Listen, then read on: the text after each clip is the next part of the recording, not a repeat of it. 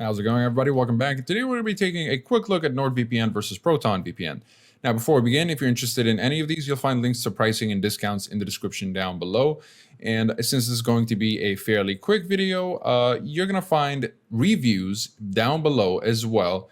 You'll be able to kind of get a more of an in-depth look at each of these VPNs so that you know exactly what you're getting yourself into in terms of privacy policies, speed, torrenting and streaming capabilities, as well as features and security. So let's start with NordVPN, starting with the features.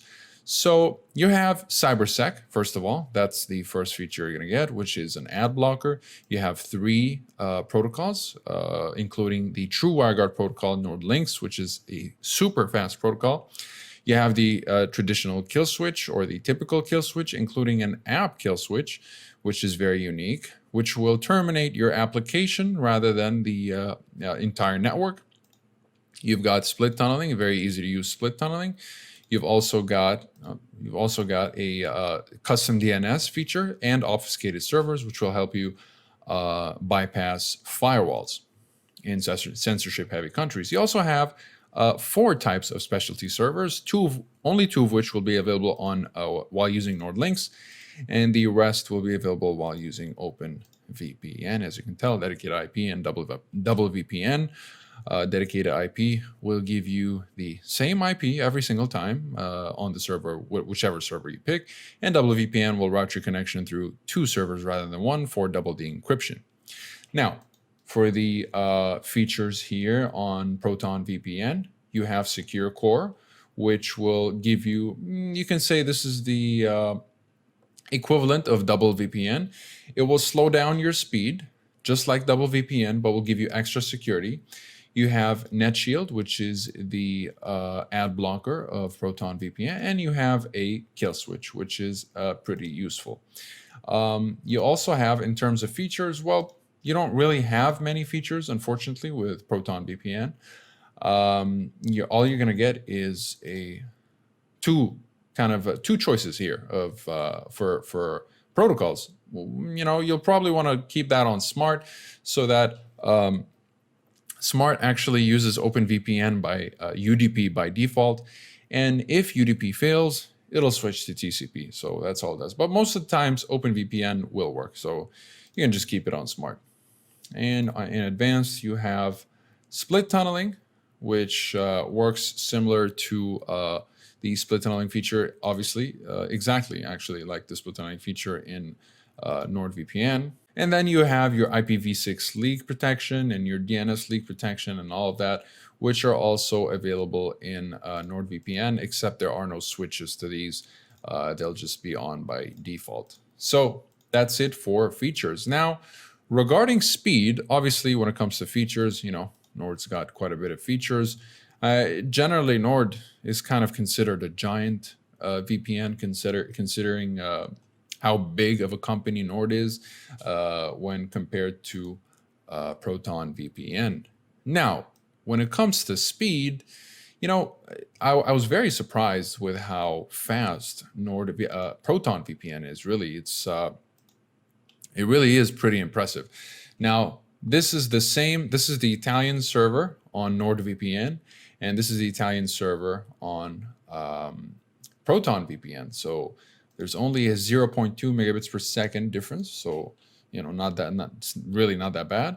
And then you have the 4.2 megabits per second on the Los Angeles server for NordVPN versus a 4.1 on the same Los Angeles server for ProtonVPN. So again, not that much of a difference, only a 0.1. Now, granted, you know, in these speed tests, servers are kind of switched up every time you do a little speed test. So yeah, take this with like a, let's say a 60 to 70, 80% accuracy, not much more than that. I really wouldn't give it more than that. So that'll be it for the speed test. Now, regarding the amount of servers, this is definitely going to be a winner here. NordVPN has 5,308 servers in 59 countries, whereas ProtonVPN has 1,252 servers in 55 countries. So yeah, that's quite a bit less. Now, torrenting is actually works very well on both VPNs. You do have specialty servers here that you can pick, but torrenting generally works on all the servers in NordVPN, whereas in ProtonVPN, you're going to have to kind of pick the server here that works with torrenting. So here you can see peer-to-peer server, streaming server, all these servers. You'll be able to tell which server supports which, including Tor servers. So yeah, that's pretty helpful. But when it comes to streaming, unfortunately, ProtonVPN is very effective when it comes to unblocking US streaming services. So any US-based servers, any US-based streaming services, excuse me. But NordVPN will not have any trouble when it comes to streaming in any region, really. So yeah, so far NordVPN really is just the better service overall. You know, I would recommend ProtonVPN if you're looking for a free VPN, because, well, obviously this is the paid version, but for the free version, you're going to be getting 15 servers or 16 servers in total. I think in Japan, the United States, and the Netherlands, I believe. So you'll get a few servers in each country, and that's about it. But it is unlimited, so that's pretty cool. It is truly a free server. And when it comes to security and like no logs policies and stuff, it really is very secure. I think ProtonVPN, despite being a small VPN, it's one of the best and secure VPNs. They really do uphold their no logs policy, and they're very big on security. Now, regarding pricing, is it worth the price?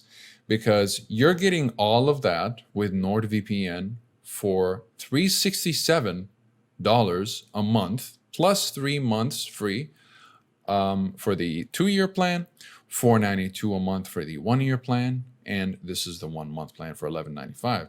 Whereas for ProtonVPN, obviously it's free. You're going to be getting a 1-year plan for, actually that's the 2-year plan. Let's check out the 1-year plan. So $4 a month for the 1-year plan for basic. Basic does not come with secure core, Tor over VPN, or streaming service support. And so if you want all that, you're going to have to pay $8 a month for the plus plan. This one comes with the Proton Visionary account, the Proton Mail service. So obviously this is going to be more expensive. But you know, if you're going to prioritize streaming, let's say, and you want to go for a year, this is $8 a month, whereas you're getting, you know, the same service for roughly almost half the price, $4.92, essentially $5.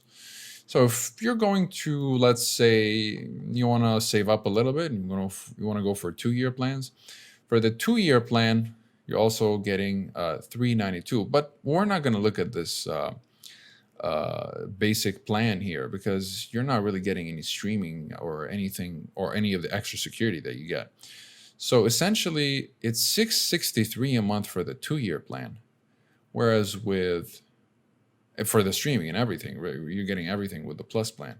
Whereas with NordVPN, you're paying roughly half of that for much more, really, for $367 a month, not just 2 years. That's for 15 months.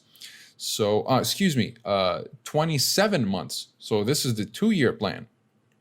So 24 months plus three free months, as if you're paying $367 for every month. So yeah, it's up to you, really, if you think ProtonVPN is worth it, really. Now, if you're trying to get the Proton Mail service, now that's a different case. Then in this case, yeah, you're just going to be paying a whole lot more anyways.